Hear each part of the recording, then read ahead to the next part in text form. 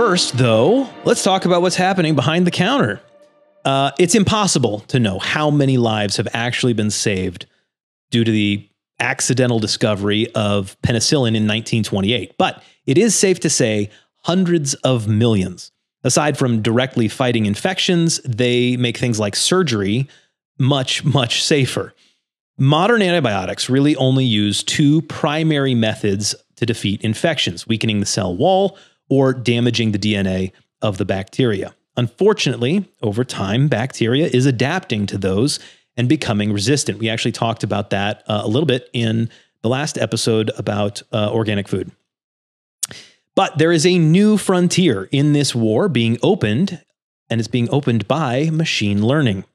Researchers at the University of Mass Medical School used machine learning to examine how dozens of non-antibiotic drugs also manage to destroy bacteria. These are drugs used for everything from depression and diabetes to parasite infections.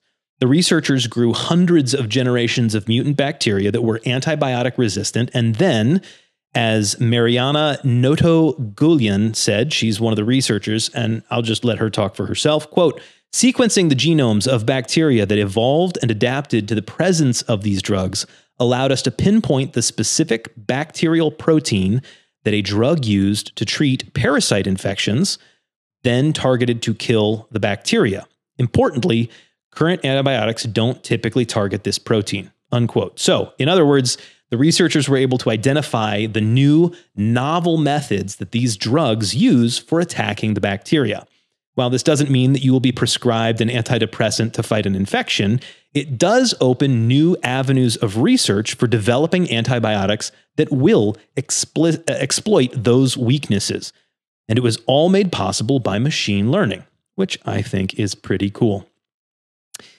And in totally unsurprising research, a team at Ruhr University Bochum in Germany and the Netherlands Institute for Neuroscience has created a new meta-analysis of 212 previous studies involving over 13,000 people to confirm that hugs are in fact fantastic for both physical and mental health. Touch reduces feelings of pain, depression, and anxiety in both children and adults. Touching the head or face seems to have the biggest impact, but all touch is good. Newborns benefit far more from the touch coming from a parent, while adults seem to benefit nearly equally regardless of how well they know the person. One interesting side note from all of this: inanimate objects like body pillows and weighted blankets can provide some of the same physical pain relief benefits, but not the psychological ones. This was all borne out in this meta-analysis of all these different studies. Once again, science is showing us what we already knew, but now we have data to back it up. I think those sorts of studies are super fun, which is why we covered them.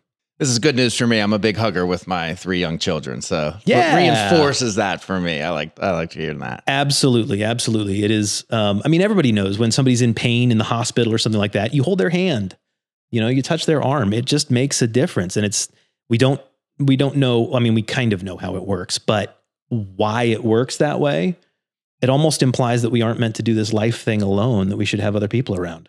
Yeah, I read something that said if you're going to hug someone or if you're affectionate with your spouse or whatever, do it longer than 6 seconds. Yep. 6 seconds is the key. Yeah. Something about oxytocin getting released in the brain. And Interesting. Yeah. At like 6 seconds or more. Yep.